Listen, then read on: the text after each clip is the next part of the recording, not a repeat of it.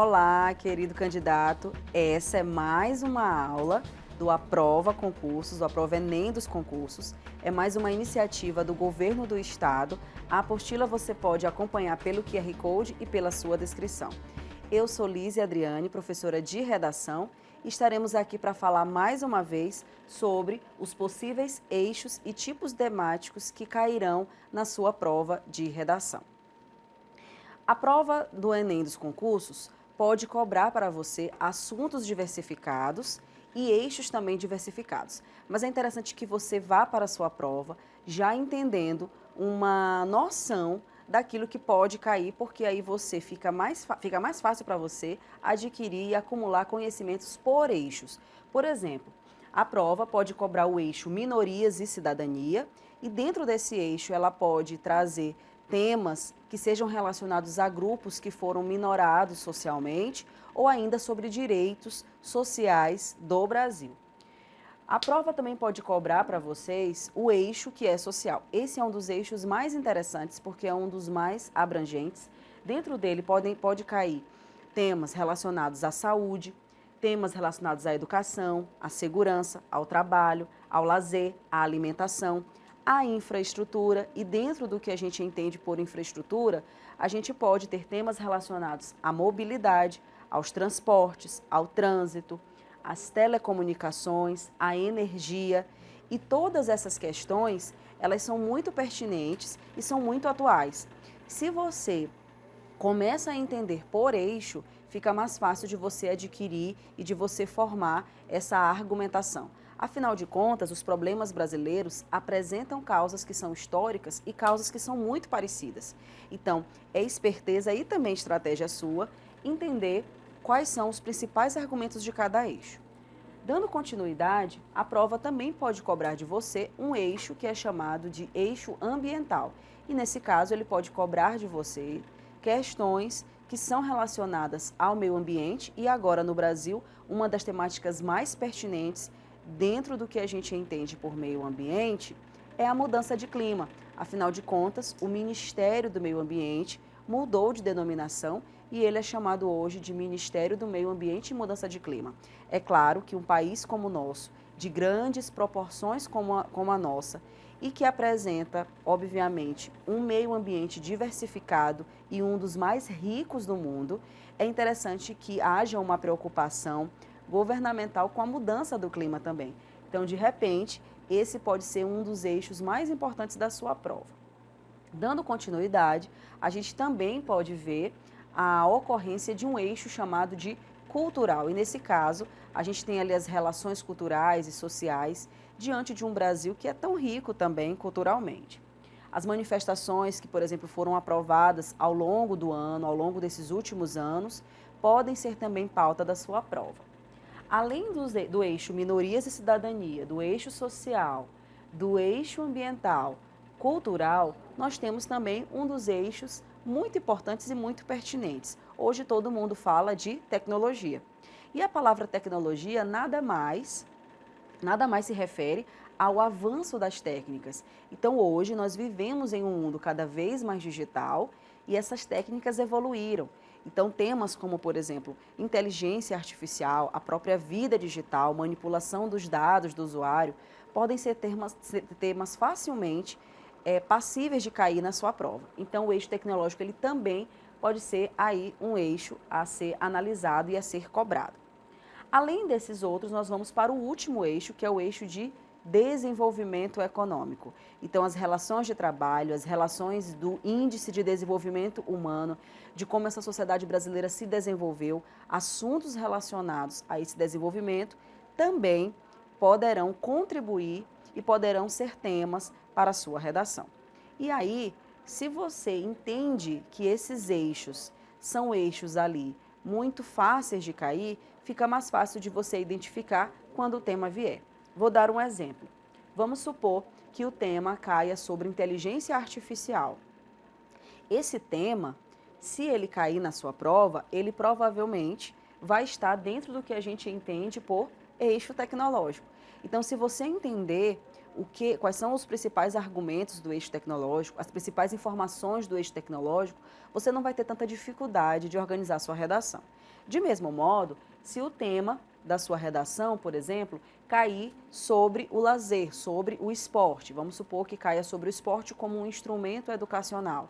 E aí, se cair sobre isso, você já sabe que esse tema é um tema pertencente ao eixo social dentro do que a gente entende como lazer. Olha como é fácil. Se, por exemplo, cair sobre racismo, cair sobre discriminação a povos indígenas, você já sabe que esse tema está dentro de minorias e cidadania. Então, faz sentido para você que o tema pode estar aqui, dentro desses eixos? E aí, a sua estratégia principal é tentar identificar os macro-argumentos de cada eixo e aí você só vai adaptar as temáticas que vão ser cobradas por você.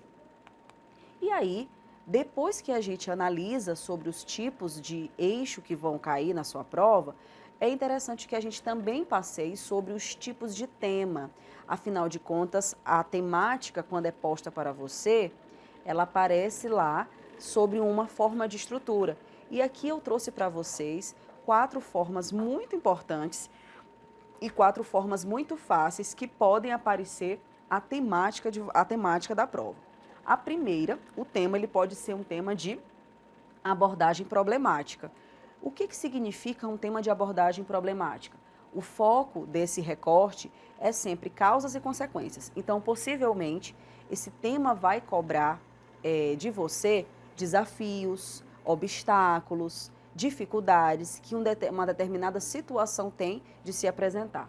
E aí, o candidato vai ter que trazer na sua tese, ou seja, na apresentação dos seus argumentos, a tese fica sempre na introdução, porque ela é um adiantamento dos teus 2 argumentos que estarão lá ao longo do desenvolvimento. A tese vai ser composta de 2 questões, ou de 2 causas, ou de 2 origens desse problema, né? E aí, além disso, a abordagem problemática quer que você, preferencialmente, lance uma breve solução ali na sua conclusão. Porque se você levanta causas e consequências, a origem do problema, nada mais justo do que num texto dissertativo argumentativo, você lançar mão de uma breve intervenção ali para concluir e dando ali a finalização desse levantamento de causas e de consequências. O grande objetivo de um tema, quando ele tem uma abordagem problemática, é você encontrar a origem dos problemas levantados.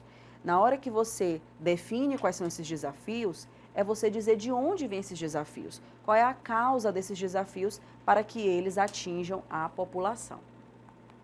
Em seguida, a gente tem um tema de abordagem propositiva, que a gente também chama de abordagem solução, que é um tema que já traz nas palavras-chave, ou seja, na própria constituição do tema, ele já traz palavras de afirmação ou palavras que são positivas.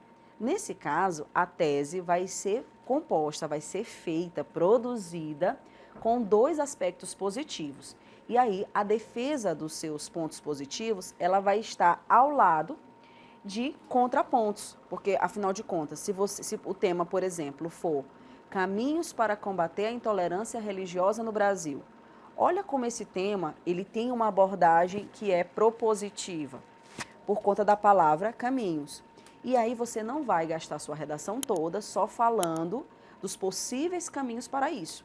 Lembre-se que se o tema pede caminhos para combater a intolerância religiosa, a gente está diante de um problema. Qual é o problema? A intolerância que ainda não foi resolvida, que ainda não foi superada. Então, se ela não foi superada, eu preciso lançar esses caminhos. E aí, na hora em que eu lanço esses caminhos, eu preciso automaticamente, é ali do lado essa argumentação, né? Fazer o que a gente chama de contraponto. E o que é o contraponto? Nada mais é do que o levantamento de fragilidades desses pontos positivos que você vai lançar. Se um dos caminhos, por exemplo, para o combate à intolerância religiosa seja o cumprimento de leis, o que seria, nesse caso, um contraponto? Seria o não cumprimento. A dificuldade que a população tem, por exemplo, de conhecer quais são as legislações atinentes à intolerância. Então, boa parte da população que pratica ou que comete, né, o grave erro da intolerância, provavelmente não conhece a legislação e ainda a gente tem uma outra situação, que é a impunidade, é um outro contraponto. Então, as pessoas que cometem, que fazem né, a intolerância religiosa, são pessoas que ficam impunes. Então, a impunidade ela perpetua essa intolerância. Então, isso a gente chama de abordagem propositiva. A gente tem também uma terceira via que pode cair, né? A gente está aqui vendo os possíveis temas e como vai ser a primeira vez que isso vai acontecer, então é interessante que você aprenda todas as abordagens possíveis para que você não erre, né? Para que você não fique ali, não vá para a prova apenas com uma estrutura. Mas o tema também pode cobrar de você uma abordagem que é livre ou filosófica. Esse tipo de abordagem é uma abordagem muito comum nas provas como da Universidade Estadual do Maranhão e de outros concursos do Brasil, como, por exemplo, a FUVEST e a UNB. Essa abordagem, ela não tem necessariamente uma situação problema, mas ela traz um aspecto para que você reflita ali de uma maneira também muito crítica e, além disso, que você defina e que você aponte os desdobramentos. Por exemplo, já teve um dos temas da Universidade de São Paulo, na USP, feita pela FUVEST, chamado de As Diferentes Faces do Riso. Olha como esse tema não tem nenhuma situação central problemática, mas ele deseja do candidato que você ali exponha quais são essas diferentes faces. É claro que o aluno pode trazer dentro de uma abordagem que é livre ou que é filosófica, uma parte problemática disso, né? Então, dentro desse tema, como exemplo que eu citei para vocês, as diferentes faces do riso, eu poderia trazer uma problemática, né? De repente trazer um ponto negativo ou um ponto que remeta ali à minha discussão de causas e de consequências, e isso pode acontecer sem nenhum problema, tá? E aí a conclusão desse tipo de abordagem livre, desse tipo de tema, é uma abordagem apenas de retomada. Você não vai solucionar, você não vai trazer uma intervenção para isso, né? Você apenas vai refletir, afinal de contas, o seu papel dentro de uma abordagem filosófica, como essa, né? E uma abordagem livre, como se chama, é apenas trazer considerações a esse respeito e vai ser avaliado o seu nível de criticidade, o seu nível de informação e o seu nível de persuasão. E aí, por último, a gente tem uma abordagem que também pode ser chamada de dilemática, que é chamada de abordagem polêmica. Essa abordagem polêmica, como o próprio nome já diz, ela sempre traz dois lados. E o candidato precisa defender os dois pontos de vista e se posicionar fortemente em relação a um. Então, às vezes, a abordagem polêmica, ela pode trazer, já na inscrição do tema, ela pode trazer duas ideias super importantes, duas opiniões divergentes, e aí você vai ter que escolher uma das duas. Por exemplo, eu vou dar um tema que já foi tema da UEMA, salvo engano, foi um tema de 2013, e que dizia que perguntava, né, o tema dizia sobre a importância dos livros. Panaceia ou carta de alforria? Era assim que era o tema da UEMA. E aí, esse é um tema considerado dilemático, polêmico, porque o aluno precisaria apontar qual é a sua opinião forte em relação ao que ele achava sobre a importância de ler. Ele achava que a panaceia era a cura para todos os males, como a própria significação da palavra, ou ele poderia dizer que os livros, a leitura dos livros, representa ali uma carta de alforria, ou seja, uma liberdade. Qual dos dois? O aluno escolheria uma das duas, e aí esse aluno se posicionaria fortemente em relação a uma delas. E aí, depois de dizer sobre todas essas temáticas aí, que a gente entendeu como abordagem problemática, abordagem propositiva, abordagem livre ou filosófica e abordagem polêmica, eu trouxe aqui para vocês também maneiras de exemplificar isso. Uma das garantias e uma das maneiras muito interessantes de você não errar o tema é você fazer esse tipo de pergunta e você saber identificar isso antes mesmo de você começar a sua redação. Porque na hora que você identifica que tipo de tema isso fica mais fácil para você identificar e eleger os melhores argumentos e, principalmente, trazer aí uma estrutura adequada para aquele tipo de tema, né? Então, por exemplo, nesse primeiro aqui, que é chamado de Desafios para o Meio Ambiente Sustentável. Olha que interessante. Vocês podem perceber que a palavra-chave aqui é desafios. Então, a gente identifica esse tema como uma abordagem problemática. Então, eu vou utilizar uma estrutura de causa e consequência. A minha argumentação vai se basear nos desafios. Eu vou lançar 2 desafios que serão desenvolvidos ao longo do meu corpo do texto para defender quais são os impedimentos que esse meio ambiente tem de ser sustentável. Aqui na letra B nós temos um assunto super quente, um assunto super atual que é chamado de arquitetura hostil, que tem a ver com mobilidade urbana, tem a ver com infraestrutura, está lá pertencente ao eixo social, né? E aí olha o que o tema diz, arquitetura hostil e o direito à cidade. Esse é um tema que a gente pode aí também considerar como uma abordagem problemática, isto porque a arquitetura hostil tem um caráter, né, negativo e, embora a gente não tenha aqui uma identificação de uma palavra como desafios, como problemas, mas na hora que a gente faz a leitura, a arquitetura hostil e o direito à cidade, a gente começa a perceber que a arquitetura hostil impede o usufruto desse direito, né, à cidade. Então, isso aqui também vai ser classificado como um tema de abordagem problemática. Na letra C, nós temos as atuais questões da saúde brasileira. E aí a grande pergunta que eu faço para o tema é, que questões são essas? Como é que está essa saúde? Então, se a gente entende que a saúde passa por dificuldades, então são questões também de abordagem problemática, são questões aí negativas. E aí eu traria na minha tese duas grandes questões que impedem essa saúde brasileira de ser efetiva. Olha a letra D, a importância do turismo inteligente, que já foi tema de uma das provas aí dos concursos. Isso aí seria chamado de abordagem propositiva. Por quê? Porque ele já está identificando para mim uma coisa que é positiva. Ao dizer que é importante, então ali o aluno vai defender por que esse turismo inteligente é importante. Isso já é benéfico, isso já é positivo. Olha um exemplo de tema de abordagem polêmica, o aborto em questão no Brasil. A gente sabe que o tema aborto é um tema que divide opiniões e o aluno, o candidato, precisaria se posicionar criticamente em relação ou se ele é a favor ou se ele é contra essa ocorrência. Olha a letra F aí, ó. Viver em liberdade no século XXI.